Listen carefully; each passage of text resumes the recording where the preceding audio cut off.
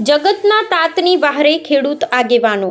અમરેલી કુદરત જ્યારે રૂઠે છે ત્યારે સૌથી વધુ માર ખેડૂત પર પડે છે। અમરેલી સહિત સૌરાષ્ટ્રના વિવિધ જિલ્લાઓમાં થયેલા કમોસમી વરસાદે શિયાળુ પાકનો શોથ વાળી દીધો છે।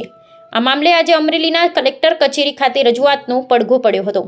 ખેડૂત આગેવાન રાજુભાઈ કરપડાની આગેવાનીમાં મુખ્યમંત્રી અને કૃષિ મંત્રીને સંબોધીને અમરેલી કલેક્ટરને આવેદનપત્ર પાઠવવામાં આવ્યું। અમરેલી, જૂનાગઢ, ગીર સોમનાથ, સુરેન્દ્રનગર અને રાજકોટ જિલ્લાઓમાં તૈયાર થયેલું શિયાળુ પાકને વ્યાપક નુકસાન થયું છે। સરકારે સત્વરે સર્વે કરાવી ખેડૂતોને યોગ્ય પાક વળતર ચૂકવવું જોઈએ તેવી ઉગ્ર માંગ કરવામાં આવી છે। મોટી સંખ્યામાં પીડિત ખેડૂતો અને સામાજિક કાર્યકરો આ ન્યાયની લડતમાં જોડાયા હતા। ખેડૂતનો પરસેવો જ્યારે વરસાદમાં ધોવાય છે ત્યારે તેની આશા પણ સાથે ધોવાઈ જાય છે। સરકાર સત્વરે સહાય જાહેર કરે તે અનિવાર્ય છે। રાજુભાઈ કરપડા, ખેડૂત આગેવાન, જેના હાથમાં હળ હોય છે તેના જ શિરે આખો જગતનું ફળ હોય છે। આજે હાથોને ટેકાનું જરૂર છે। અહેવાલ ફારૂક બિલખિયા, અમરેલી। ખાસ કરીને ચાલુ વર્ષે ચોમાસું સિઝનમાં પણ અનિયમિત વરસાદના કારણે ખેડૂતોને મોટા પ્રમાણમાં પાક નુકસાન થયેલું। ખેડૂતોને ચોમાસું સિઝનમાં જે નુકસાન થયું છે એ ભરપાઈ કરવા માટે થઈ અને શિયાળુ પાકમાં તનતોડ મહેનત ખેડૂતોએ કરી।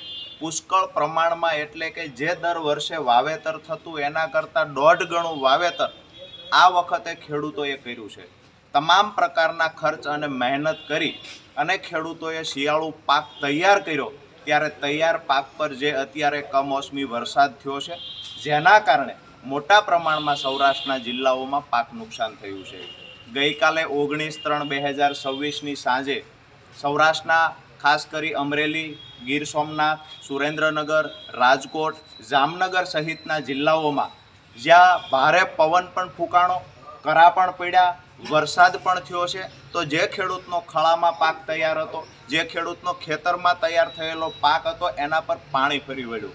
એવી જ રીતે સૌરાષ્ટ્રના જિલ્લાઓમાં જ્યાં બાગાયતી વાવેતર પણ દિવસે દિવસે વધી રહ્યું છે તો બાગાયતી પાકમાં પણ મોટા પ્રમાણમાં નુકસાન છે। ત્યારે આજે અમે અમરેલી કલેક્ટર મારફતે મુખ્યમંત્રી અને કૃષિ મંત્રીને આવેદનપત્ર પાઠવ્યું છે કે તાત્કાલિક અસરથી સર્વે કરવામાં આવે અને ખેડૂતોને જે પાક નુકસાન થયું છે એ પાક નુકસાનનું વળતર તાત્કાલિક અસરથી ખેડૂતને ચૂકવવામાં આવે।